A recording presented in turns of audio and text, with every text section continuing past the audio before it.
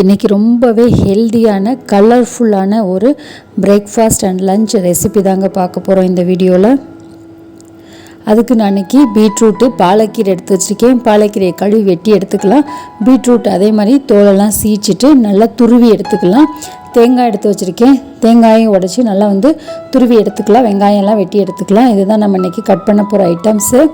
நான் இன்றைக்கி கொஞ்சமாக பாசி பருப்பு எடுத்திருக்கேன். இதை நம்ம கழுவிட்டு ஃபஸ்ட்டு வேக போட்டுக்கலாம். நம்ம கீரை கூட்டுக்காண்டி இப்போ ஒரு கடாயில் நான் பருப்பு வேக வைக்க போகிறேன். இன்றைக்கி குக்கரில் வைக்கலை, அதனால் ஒரு கடாயில் தண்ணி ஊற்றிருக்கேன்.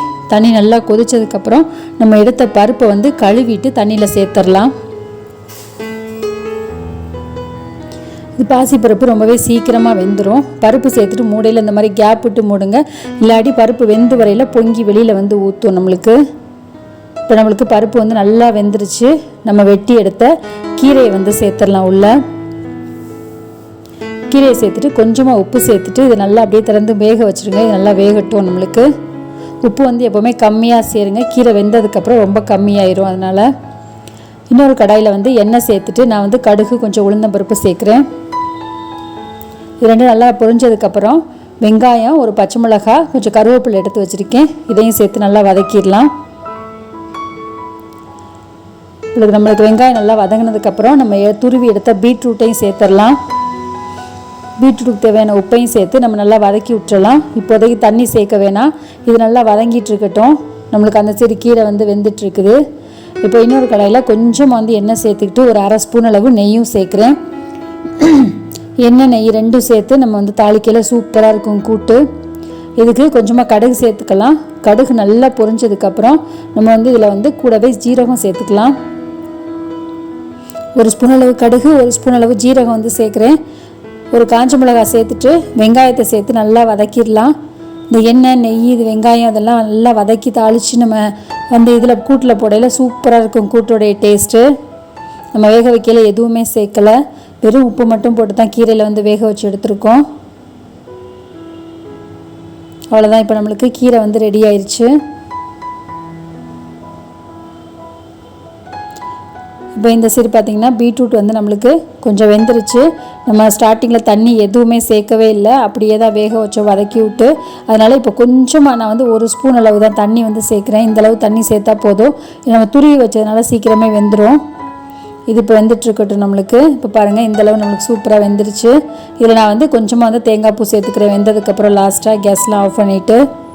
அப்புறம் நான் இன்றைக்கி பிரேக்ஃபாஸ்ட்டுக்காண்டி இன்றைக்கி ராகி மாவு எடுத்து வச்சுருக்கேன், கேப்ப மாவு. அதில் உப்பு சேர்த்து நல்லா மிக்ஸ் பண்ணி விட்டுக்கலாம். இது காலை சாப்பாட்டுக்காண்டி கேப்ப மாவு. இதில் தண்ணி ஊற்றி நல்லா பிசைஞ்சிக்கலாம். இந்தளவுக்கு பிசைஞ்சிட்டு நான் அதில் கொஞ்சம் வெங்காயம் எடுத்து வச்சுருக்கேன். வெங்காயம் பொடியாக வெட்டி சேர்த்துக்குங்க. வெங்காயம், கருவேப்பிலை, பச்சை மிளகா, கூடவே நான் கொத்தமல்லி எடுத்து வச்சுருக்கேன். உங்களுக்கு முருங்கைக்கீரை கிடச்சிச்சின்னா இதில் நிறையா முருங்கைக்கீரை சேர்த்துக்குங்க. சூப்பராக இருக்கும் முருங்கைக்கீரை சேர்த்து பண்ணையில் நம்மளுக்கு. இப்போ இது எல்லாத்தையும் சேர்த்துட்டு நம்ம நல்லா மிக்ஸ் பண்ணி விட்டுறலாம்.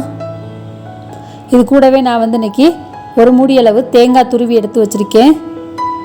அதையும் சேர்த்து நல்லா பிசைஞ்சு விட்டுறலாம்.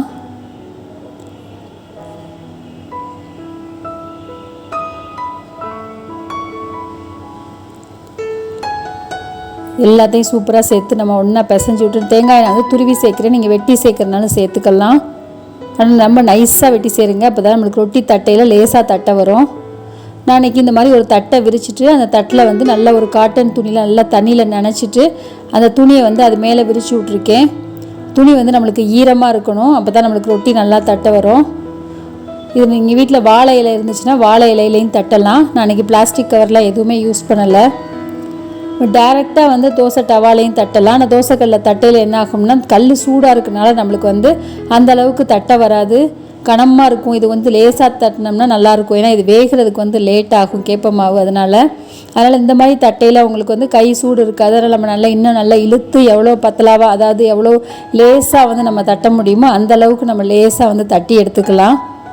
இப்படி தட்ட ரொம்ப ஈஸி. இதுவே நீங்கள் பிகினர்ஸாக இருந்தால் இது உங்களுக்கு ரொம்பவே ஈஸி மெத்தடு. வாழை இலையிலையும் தட்டலாம். பிளாஸ்டிக் கவர், பெரிய கவர் இருந்தாலும் இந்த மாதிரி அதிலே எண்ணெய் தடவிட்டு நீங்கள் தட்டலாம். நான் இன்றைக்கி நல்லா ஒரு காட்டன் துணியில் நல்லா தண்ணியில் நனைச்சிட்டு இந்த மாதிரி தட்டுறேன். இப்போ நம்ம லேசாக தட்டி எடுத்தாச்சு. இங்கிட்டு கல்லும் நம்மளுக்கு நல்லாவே காஞ்சிருச்சு. கல்லில் நான் லேசாக வந்து கொஞ்சமாக வந்து நல்லெண்ணெய் சேர்த்துக்கிறேன். நல்லெண்ணெய் சேர்த்துட்டு நம்ம தட்டினோம் இல்லையா, துணியில் தட்டின ரொட்டி எடுத்துகிட்டு அப்படியே துணி அது மேலே சாய்ச்சிட்டு இப்படி எடுத்திங்கன்னா நம்மளுக்கு அழகாக எடுக்க வந்துடும். ஏன்னா நம்ம வந்து துணியில் வந்து ஈரமாக இருக்கு இல்லையா, அதனால் நம்மளுக்கு வந்து அழகாக வந்துடும். கேஸை வந்து லோ ஃப்ளேமில் வச்சு நல்லா வேக வச்சு எடுங்க. இப்போ ஒரு சைடு நம்மளுக்கு நல்லா வெந்துருச்சு. ஸோ நான் வந்து கீழேயும் வந்து கொஞ்சமாக எண்ணெய் சேர்த்துக்கிறேன். நான் இந்த சின்ன ஸ்பூனில் தான் ஏற்கனவே ஒரு அரை ஸ்பூன் எண்ணெய் சேர்த்தேன். இந்த சைடு ஒரு அரை ஸ்பூன் எண்ணெய் சேர்த்துக்கிறேன். இது வெயிட் லாஸ் பண்ணுறவங்களுக்கு எல்லாத்துக்குமே ஒரு சூப்பரான வந்து ஒரு ரெசிபியாக இருக்கும். இது நல்லா பொறுமையாக மட்டும் வேக வச்சு எடுத்துக்குங்க.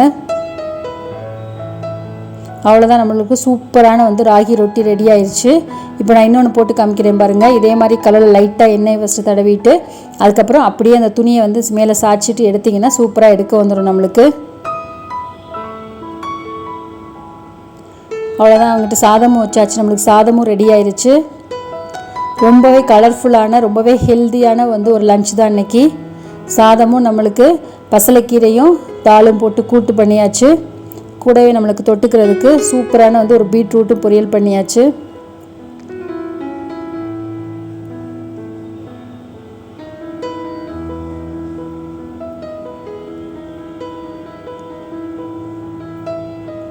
இதான் இன்றைக்கி நம்மளுடைய லஞ்ச் பாக்ஸோடைய ரெசிபி.